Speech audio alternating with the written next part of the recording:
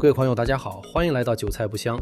2011年，马斯克在彭博的采访里被问到比亚迪，他听到这个名字的时候直接笑出了声。他说：“你们看过比亚迪的车吗？”他说他不认为比亚迪是特斯拉的竞争对手，然后又笑了一次。14年后，比亚迪在2025年全年纯电动车销量超过了特斯拉60多万辆，全球第一。但这条路不是一帆风顺的。2017年到2019年，中国政府削减了电动车补贴，比亚迪的销量和利润连续3年暴跌。2019年净利润只剩16亿人民币。王传福后来说，那是比亚迪最黑暗的时刻，公司唯一的目标就是活下去。但即使在最黑暗的时刻，他仍然坚持投入84亿人民币做研发。刀片电池就是那段时间的产物。有时候最好的产品就是在最绝望的时候逼出来的。王传福有一个概念叫做工程师红利。中国每年毕业超过500万理工科学生，比亚迪的研发团队超过10万人，这个规模在全球汽车行业里是绝无仅有的。特斯拉全公司大约14万人，比亚迪光研发就10万。人多不一定能赢，但在制造业里，人多意味着你可以同时推进几十个项目。比亚迪现在同时在做纯电、插混、固态电池、自动驾驶、云轨、储能和半导体，这种广度只有中国的工程师供给才能支撑。马斯克不笑了。今天我们就一起来看一下这到底发生了什么，同时也感谢大家的点赞、订阅和关注，这是对我们团队持续创作内容的最大鼓励。王传福1966年出生在安徽无为县的一个贫困农民家庭，家里8个孩子，排老6。父母在他读中学的时候相继去世，哥哥和姐姐辍学打工供他上学。他后来回忆说，如果没有哥哥姐姐的牺牲，就没有他和比亚迪。他考上了中南大学冶金物理化学专业，后来在北京有色金属研究院读了硕士，毕业后进了一家国有电池研究所。1994年，他读到一条新闻，日本因为环保法规要停产镍镉电池，他意识到全球手机市场正在爆发，电池的需求缺口会非常大。1995年，29岁的王传福向表哥借了25万人民币，带着20个人在深圳创办了比亚迪，做手机电池。他的策略非常简单，也非常聪明。日本电池厂用全自动化产线，一条线几千万美元。王传福用人工替代机器，把生产成本压到了日本的1/3，质量跟日本差不多，价格便宜一大截。摩托罗拉、诺基亚、三星全成了客户。后来华为的大部分手机也是比亚迪代工的，苹果的 iPad 也是。没错，你手上的 iPad 可能就是比亚迪的工厂造的。到2003年，比亚迪已经是全球最大的手机电池制造商。然后王传福做了一个让所有人都看不懂的决定，造车。2003年，他花了2亿7千万港币收购了陕西秦川汽车77%的股份，投资人暴怒，比亚迪的股价在宣布收购后3天暴跌30%。德意志证券发了一份报告，列出4大不利因素，说汽车跟电池完全无关，比亚迪在乱花钱。王传福完全不理，他说收购秦川是为了加速电动车电池产业化，他看到了一条别人看不到的线，电池技术到电动车到能源革命。2008年9月，芒格向巴菲特推荐了比亚迪，巴菲特的伯克希尔以每股8港元的价格买了 9.89% 的股份，投入了2亿3千万美元。芒格后来说，王传福是爱迪生和杰克韦尔奇的结合体，他像爱迪生一样解决技术问题，像韦尔奇一样把事情做成。这笔投资的牵线人是华裔投资人李路。李路是哥伦比亚大学毕业的价值投资者，芒格的忘年交。他带芒格去深圳看了比亚迪的工厂。芒格回来后对巴菲特说，你一定要投。2020年，比亚迪推出了刀片电池，这是一种磷酸铁锂电池的新设计，把电芯做成刀片一样的长条形，直接排列在电池包里，取消了模组结构。能量密度跟3元锂电池接近，但安全性远超。在针刺测试中，3元锂电池起火爆炸，刀片电池只是冒了一点烟。刀片电池彻底改变了行业的技术路线争论。之前所有人都认为磷酸铁锂打不过3元锂，王团福用一个设计创新证明了他们错了。但比亚迪最恐怖的不是某一项技术，是它的垂直整合。从锂矿到电池到电机到芯片到整车到自己的滚装货船，比亚迪自己开采锂矿，自己生产电池，自己设计芯片，自己制造电机和电控系统，自己组装整车，自己用自己的船把车运到海外。全球没有第二家汽车公司做到了这个程度。这意味着什么？意味着当锂价暴涨的时候，比亚迪自己有矿；当芯片短缺的时候，比亚迪自己有芯片厂；当海运费飙升的时候，比亚迪自己有船。它对外部供应链的依赖极低，每一个环节的利润都留在自己手里。用做生意的人的眼光来看，这个模式的威力在于成本控制。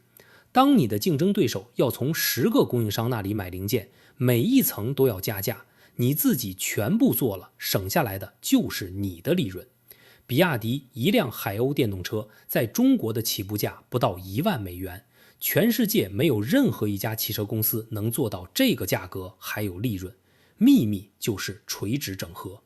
2024年，比亚迪卖了427万辆新能源车，同比增长41%，全年收入7771亿人民币，大约1064亿美元，增长29%，员工超过90万人，是中国最大的民营雇主。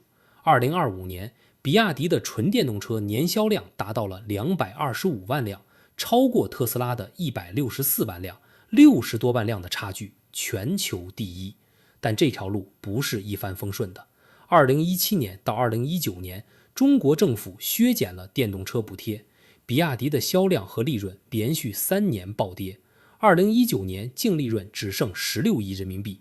王传福后来说，那是比亚迪最黑暗的时刻，公司唯一的目标就是活下去。但即使在最黑暗的时刻，他仍然坚持投入84亿人民币做研发。刀片电池就是那段时间的产物。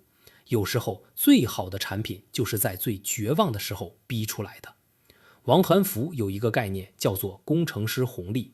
中国每年毕业超过500万理工科学生，比亚迪的研发团队超过10万人，这个规模在全球汽车行业里是绝无仅有的。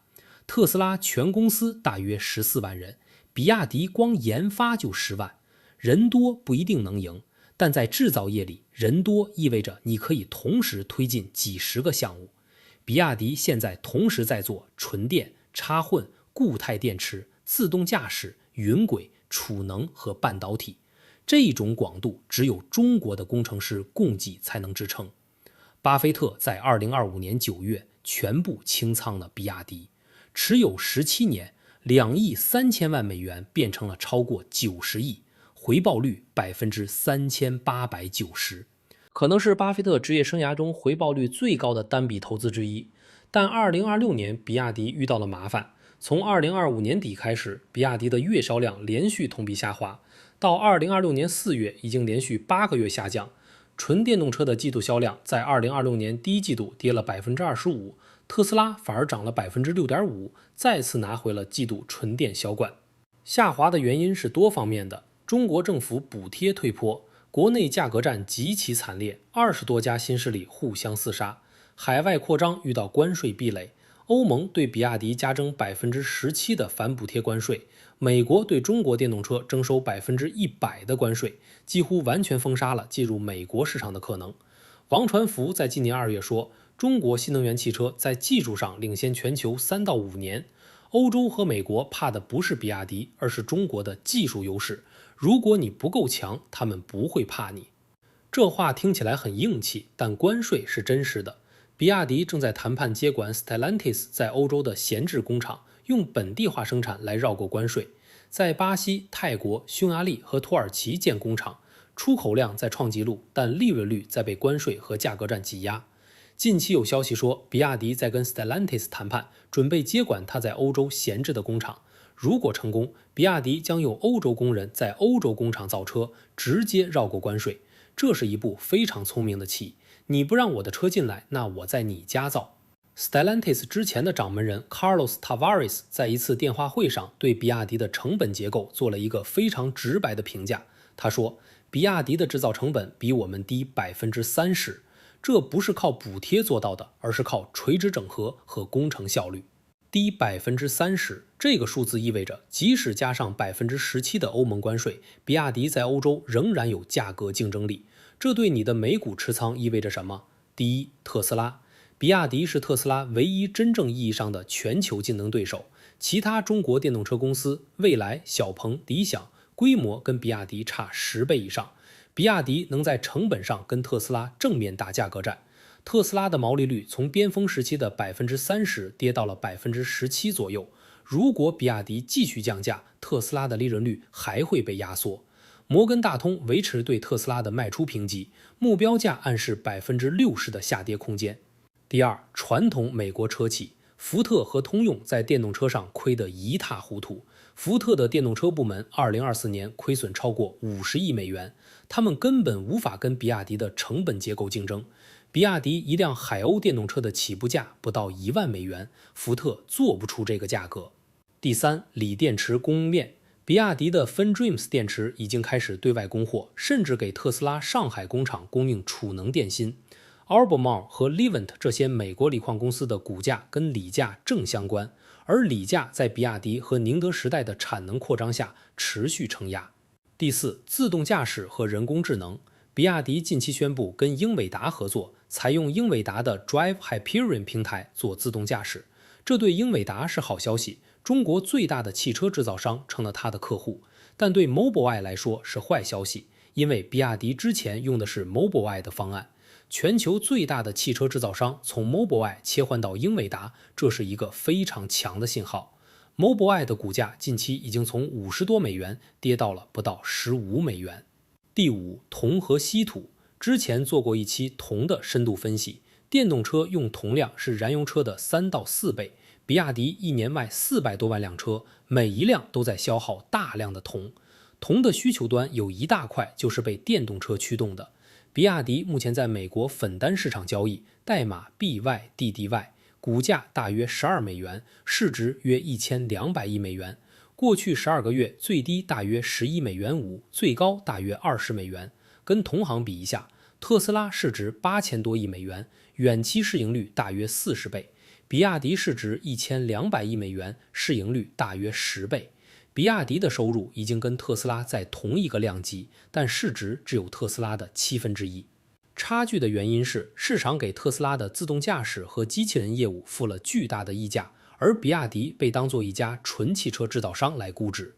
王传福说过4个字：多做少说。他不开派对，不上脱口秀，不在社交媒体上发帖，他把60%到70%的工作时间花在技术和产品开发上。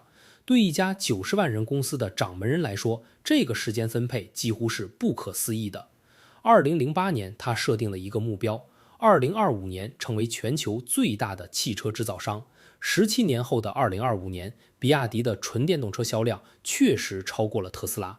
但如果算上所有新能源车加燃油车，丰田仍然是全球最大的，比亚迪排第2。不过，比亚迪近期发布了一项可能改变游戏规则的技术，5分钟充满电。这个充电速度已经接近加油的体验了。如果充电不再是痛点，电动车对燃油车的最后一个劣势就消失了。不过，丰田可能不需要太紧张，因为王传福当年定的目标是2025年，而比亚迪现在才31岁。感谢大家观看。做这类深度内容不易，你的订阅、点赞和转发就是对我们最大的支持。我是韭菜不香，我们下期再见。